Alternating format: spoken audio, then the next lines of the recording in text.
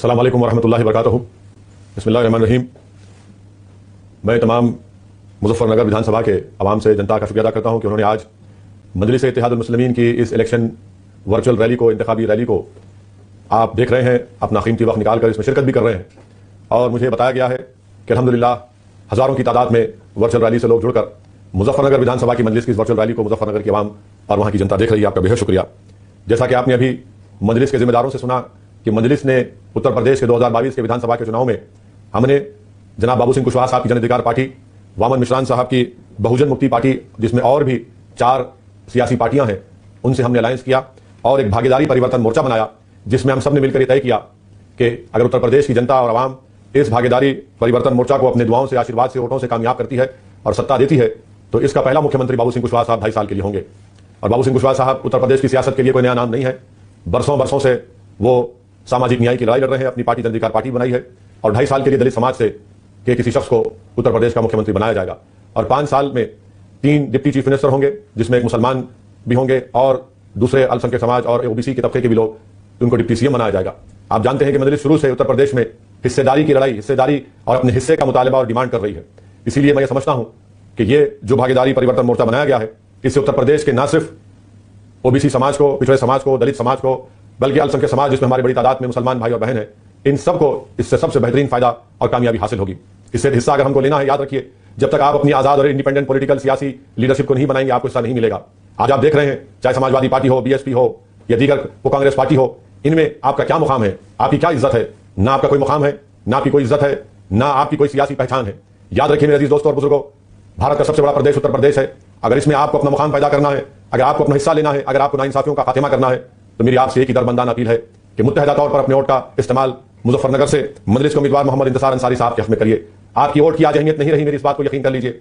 आपने एक नहीं, आपने 2014 में फैसला लिया, आपने सपा को वोट दिया, तो कभी कांग्रेस को वोट दिया, तो कभी बीएसपी को वोट दिया। नतीजा क्या निकला? बीजेपी कामयाब हो गई। 2017 आया, सपा और कांग्रेस मिलकर विधानसभा के चुनाव लड़े, तब भी ये लोग बीजेपी को रोक नहीं पाए और बीजेपी का योगी आदित्यनाथ मुख्यमंत्री बन गए। 2019 के लोकसभा के चुनाव आए तो फिर सपा और बसपा मिल गए, 75% मुस्लिम समाज के लोगों ने वोट दिया, मगर तब भी सिर्फ 15 लोकसभा की सांसद की सीट पर सपा और बीएसपी के कैंडिडेट उम्मीदवार कामयाब हुए। आज मैं आपको ये बता रहा हूं कि आपको आंख बंद करके नहीं, आपको आंख बंद करके वोट नहीं देना है, बल्कि आपको अपने आंख को खुले रखकर, अपने दिमाग को खुला रखकर, अपने दिल पर पूरा एतमाद और भरोसा करके, अपनी जमीर की आवाज पर, आपके अंदर जो आज नाइंसाफी की जो एक तड़प है, जो एक चिंगारी भड़क रही है, मेरी आपसे अपील है कि इस नाइंसाफी को खात्मा करने के लिए आपको मुत्तहदा तौर पर अपने वोट का इस्तेमाल मजलिस के उम्मीदवार इंतसार अंसारी के हक में करिए, ताकि आपको और हमको इंसाफ मिल सके। सामाजिक न्याय उसी वक्त होगा जब उत्तर प्रदेश में मजलिस के विधायक कामयाब होकर लखनऊ की विधानसभा में जाकर आपकी बेबाक आवाज बनेंगे, आपकी नाइंसाफियों का जिक्र करेंगे, आपके हक का मुतालबा करेंगे, जुल्म का खात्मा करेंगे, मजलूमों की आवाज बनेंगे। उन नौजवानों की आंखों में जो बहते आंसू हैं, उनको हिम्मत और हौसला दिलाएंगे, उनको जमहूरियत पर और यकीन दिलाएंगे। वो माँ बाप जो ज़ईफ हो चुके हैं, अपनी औलाद के मुस्तकबिल के लिए कई रातें करवटें लेती हैं, हम उनको राहत दिलाएंगे। ये मजलिस का आपसे वादा है, ये भागीदारी परिवर्तन मोर्चा का वादा है। सपा कहेगी कि भाजपा को हराना है, वोट दो। बीजेपी कहेगी मुगलों को हराना है, वोट दो। बीएसपी कहेगी कि फुला को मुख्यमंत्री बनाना है। मजलिस आपसे कह रही है कि मुजफ्फरनगर के सदर की विधानसभा की सीट की जनता को जिताना है, आपकी तकालीफ को, आपके मसाइल को हल करना है। एशिया की सबसे बड़ी गुड़ की मार्केट वहां पर है, मगर बताइए उसका क्या हाल है? कोई पुरसाने हाल नहीं है वहां पर। आज आप देखते हैं कि हर इस साल में 10-12 मरतबा पेट्रोल डीजल की कीमतों में इजाफा हो चुका है, एलपीजी गैस के सिलेंडर पर इजाफा हो चुका है। क्या फायदा है डबल इंजन की सरकार का, जो किसानों के वहां पर जो गन्ने की कीमतों में इजाफा नहीं कर पाती है? आज गरीब पिट रहा है कीमतों में इजाफा की वजह से, पेट्रोल डीजल सरसों के तेल की कीमतों की बढ़ने की वजह से। मेरे अजीज दोस्तों और बुजुर्गों, आप देखते हैं कि जो कुरैश बरादरी के लोग हैं, उनके कारोबारों को बंद कर दिया गया। आज आप देखते हैं कि जो हमारे अंसारी भाई हैं, जिनके पावरलूम है, आज वो पावरलूम कूड़ा में राज किए जा रहे हैं, बिजली की कीमतों में इजाफा कर दिया गया। ये तमाम चीजों का हम आपसे वादा कर रहे हैं कि ये तमाम चीजों से इंसाफ होगा, इन तमाम लोगों से इंसाफ होगा। ये डबल इंजन की सरकार जो उत्तर प्रदेश की जनता को बहुत बड़ा धोखा दे दी है, मैं आपको बताना जरूरी समझता हूं कि आप खुद पूछिए मोदी और योगी से कि क्या ये बात सच नहीं है कि उत्तर प्रदेश में जो ग्रेजुएट बच्चे हैं, आज वो 51% अनएम्प्लॉयड है, बेरोजगार है। कौन जिम्मेदार है इसका? इसका जिम्मेदार मोदी और योगी है। आप जानते हैं कि उत्तर प्रदेश में टेक्निकल ग्रेजुएट है, 46% बेरोजगार हैं। इनकी बेरोजगारी का जिम्मेदार बीजेपी है। आज टेक्निकल डिप्लोमा और सर्टिफिकेट हासिल करने वाले बच्चे 66% है। आज वो बेरोजगार, उनका बेरोजगारी उनका मुकद्दर बन गया। इसका जिम्मेदार बीजेपी की सरकार, योगी आदित्यनाथ की सरकार है। मेरे अजीज दोस्तों और बुजुर्ग, आप देखते हैं कि कल हमने और आपने देखा कि कैसे रेलवे के एनटीपीसी के इम्तिहान के सिलसिले में प्रयागराज में, उत्तर प्रदेश में, भारत के कोने कोने में नौजवानों को मारा और पीटा गया। जो सिर्फ रेलवे की 35,000 पोस्ट के लिए 1 करोड़ 25 लाख लोगों ने इस इम्तिहान की तैयारी कर रहे थे। कैसे हम इन नजारों को भूलेंगे? मैं उत्तर प्रदेश के कई और नौजवानों से पूछना चाह रहा हूं, बताओ क्या तुम्हारे हॉस्टल में घुसकर तुमको पुलिस के लाठियों से मारना, तुम्हारे हाथ और पैर को तोड़ना, तुम्हारे सर को फोड़ देना, तुम्हारे जिस्म को लहूलुहान कर देना, क्या उत्तर प्रदेश का नौजवान कब तक बीजेपी के इन तमाम हरबों को बर्दाश्त करेगा? मैं नौजवानों को याद दिलाना चाह रहा हूं कि CAA NPR NRC का कानून के खिलाफ बड़ी तादाद में माइनॉरिटीज के लोगों ने, जिसमें मुसलमान ने प्रोटेस्ट किया था, 22 लोगों को पुलिस फायरिंग में उनकी जान ले ली गई, उनको शहीद कर दिया गया। आज तक उसके ऊपर कोई एफआईआर तक जारी नहीं हुआ। मगर आज आप देख रहे हैं कि कल जो खामोश थे, आज आप देख रहे हैं कि कैसे इस रेलवे के एनटीपीसी के एग्जाम में नौजवानों को मारा और पीटा जा रहा है। मेरी पार्टी उसका खंडन करती है, उसका मजम्मत करती है। मैं आपको यह भी बताना चाहूंगा कि आज आप जब मजलिस मुस्लिम समाज, अल्पसंख्यक समाज, दलित समाज और पिछड़ा समाज के इंसाफ की बात करती है तो सबके पेट में दर्द शुरू हो जाता है। हम पूछना चाहते हैं भारत के होम मिनिस्टर जनाब अमित शाह से, आप अपने इन इलेक्शन मुहिम का आगाज कैराना से करते हैं, क्यों नहीं आपने लखीमपुर खीरी से किया? वहां पर जाकर आप उन 4 किसानों को, जिसका आपके मंत्री की गाड़ी से उनको कत्ल कर दिया गया, वहां पर लखीमपुर खीरी को जाना था जनाब अमित शाह को और वोट का उनसे मुतालबा करना था।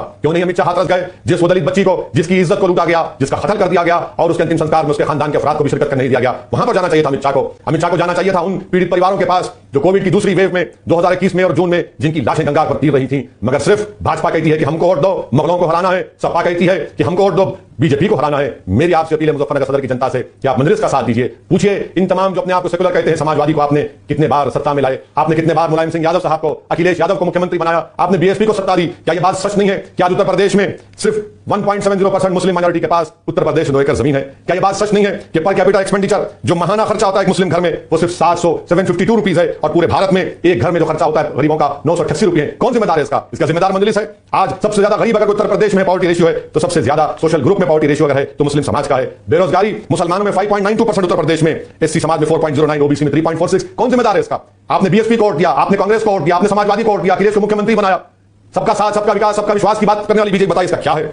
और उत्तर प्रदेश के गवर्नमेंट एम्प्लॉयमेंट में डेटा बताता है कि सिर्फ 5% मुसलमान है। मेरे अजीज दोस्तों और बुजुर्गों, मेरी आप तमाम से गुजारिश है, इन नाइंसाफियों का अगर आप खातिमा चाहते हैं, इंसाफ चाहते हैं, तो मेरी आपसे दरबंदान अपील है मुजफ्फरनगर सदर सीट के तमाम वोटर से राय दें ध्यान से कि आप सामाजिक न्याय के लिए, सेकुलरिज्म की हकीकी कामयाबी के लिए, भाईचारगी के लिए आप मजलिस के हक में पतंग के निशान पर बटन दबाइए। समाजवादी सेकुलर नहीं है। देखा अखिलेश मुख्यमंत्री थे तो मुजफ्फरनगर का कांड हुआ, 50,000 से ज्यादा लोग अपने घरों से बेघर हो गए जो आज भी नहीं लौट पाए। ऐसे कई महिलाओं की इज्जत लूटी गई जिनको अब तक इंसाफ नहीं मिला। आइए 10 तारीख के दिन, फरवरी के दिन एक तारीखी फैसला करिए, अपने दिल पर भरोसा करिए, अपने पूरे होश हवास के साथ, जिम्मेदारी के साथ, आंखों को खुला रखकर, अपने दिल और दिमाग को खुला रखकर, अपने दिल पर भरोसा रखकर, पूरे एतमाद के साथ आप पतंग के निशान पर बटन दबाकर अपने इत्तेहाद को मजबूत करिए। यह हिस्सेदारी की लड़ाई में एक तारीखी कामयाबी मजलिस को आप रकम कराएंगे ताकि आने वाली नस्लें याद रखें कि एक लोग उठे थे, एक दीवाने उठे थे जिन्हें उत्तर प्रदेश के मजलूम अवाम को इंसाफ दिलाने के लिए सब कुछ अपना दांव पे लगा दिया। और कामयाब करिए मजलिस को। शुक्रिया। और इस भागीदारी परिवर्तन मोर्चा कामयाब करके बाबू सिंह कुशवाहा साहब को मुख्यमंत्री बनाइए और 3 डिप्टी सीएम रहेंगे, जिसमें एक मुसलमान समाज के और दूसरे समाज के ओबीसी समाज के लोग होंगे। यही सही मानों में सोशल जस्टिस की, सामाजिक न्याय की कामयाबी। निशान पर बटन दबाइए, अपने इत्तेहाद को कामयाब करिए। शुक्रिया।